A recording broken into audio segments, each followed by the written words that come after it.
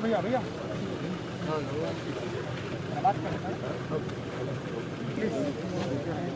नहीं नहीं लोकल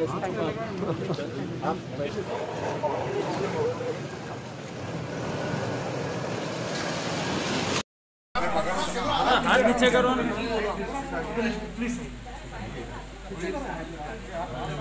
अरे जरा जरा इधर हट जाओ जरा। अरे अरे ताली मारो।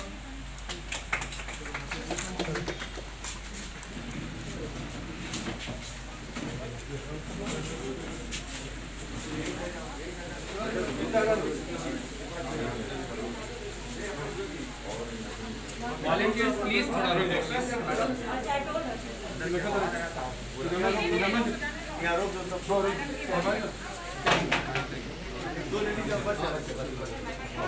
చాలా మీటింగ్స్ కూడా అరేంజ్ చేయడం జరిగింది।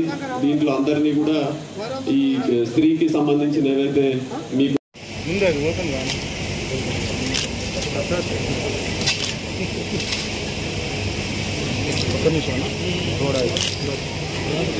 राइट राइट थोड़ा सामने ले लेंगे।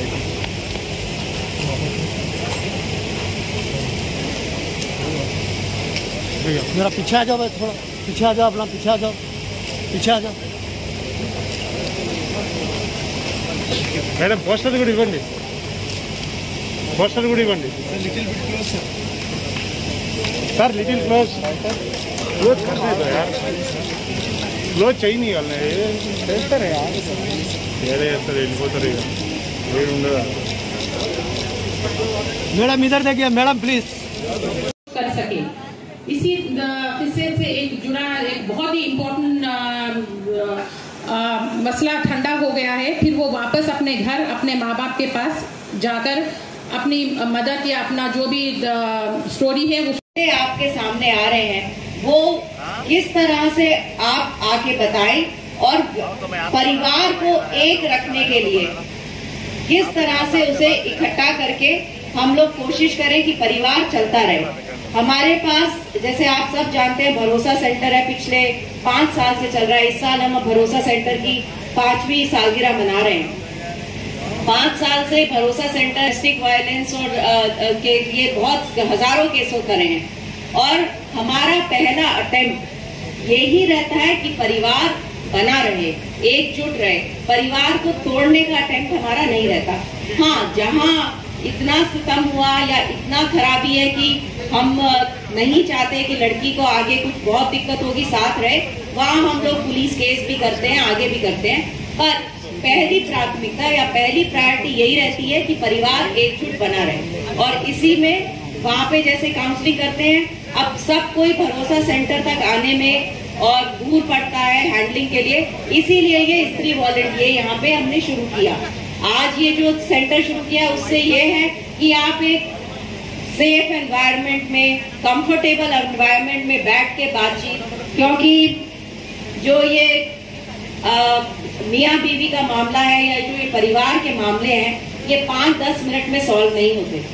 ये ऐसे मामले हैं जिनमें घंटों और दिनों लगते हैं। तो इसमें जब तक कि सारी पार्टी तसल्ली से आसपास बैठे ना, जब तक उनसे बातचीत ना हो, तब तक ये मामला सॉल्व नहीं होता।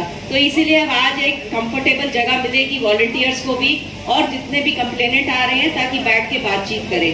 मैं ये भी बताना चाहती हूँ कि हम सिटी में हम लोग एक दूसरा भरोसा सेंटर ऑलरेडी साउथ जोन में जहीरा नगर में उसकी फाउंडेशन स्टोन ऑलरेडी रखा जा चुका है और इस साल वहाँ पे बन जाएगा। उसके साथ साथ हम लोग 17 और फैमिली काउंसलिंग सेंटर शुरू कर रहे हैं। हर पुलिस डिवीजन में सिटी में एक फैमिली काउंसलिंग सेंटर होगा, ताकि महिलाओं को बहुत दूर ना जाना पड़े, आपके पास में हो। वो जो काउंसलिंग सेंटर है और जो स्त्री का ये प्रोग्राम है उसको हम साथ में मर्ज कर लेंगे, ताकि आपको बेस्ट सर्विस मिले। एक बात मैं जरूर बोलना चाहूंगी, जितनी भी महिलाएं यहाँ पे आई हैं, कि परिवार या हस्बैंड वाइफ का जो रिश्ता है बड़ा नाजुक रिश्ता होता है। और आप लोग सब खाना बनाती होंगी, तो किसी भी सब्जी में अगर नमक कम हो जाए तो उसमें जायका नहीं आता, और अगर ज्यादा हो जाए तो वो जहर के जैसे लगता है। तो इसी तरह से हमारे अलग अलग रिश्ते हैं। Executive members, ladies and gentlemen అందరికీ సమక్షంలో స్త్రీ కౌన్సిలింగ్ సెంటర్కి ఇనాగ్రేషన్ జరిగింది. ఇది ఒక పాత పోలీస్ బిల్డింగ్లో లోకల్ కమ్యూనిటీ సపోర్ట్ ద్వారా ఎస్హెచ్ఓ చంద్రశేఖర్ గారికి లీడర్షిప్లో ఒక మంచి వర్క్ జరిగింది. మీ అందరికీ తెలుసు, విమెన్ కౌన్సిలింగ్ గురించి మన భరోసా సెంటర్ తర్వాత ఇదే విధంగా అన్ని ఫెసిలిటీస్ ఉన్నాయి. బట్ ఈ ఫెసిలిటీస్ ప్రతి జోన్లో ప్రతి హౌస్కి ఒక సెన్స్ ఆఫ్ ఫీలింగ్ రావాలి, సెన్స్ ఆఫ్ సెక్యూరిటీ రావాలి.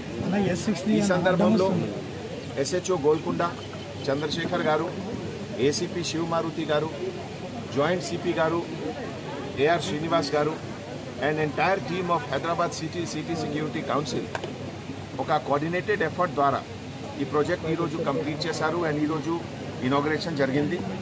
నేను పబ్లిక్కి రిక్వెస్ట్ చేస్తున్నాను, పర్టికులర్లీ డొమెస్టిక్ ఇష్యూస్లో, హస్బెండ్ వైఫ్ ఇష్యూస్లో, విమెన్ సేఫ్టీ గురించి మీకు ఏం డౌట్ ఉంది, ఏం గైడెన్స్ కావాలి, ఏం హెల్ప్ కావాలి, ఈ కౌన్సిలింగ్ సెంటర్లో రండి.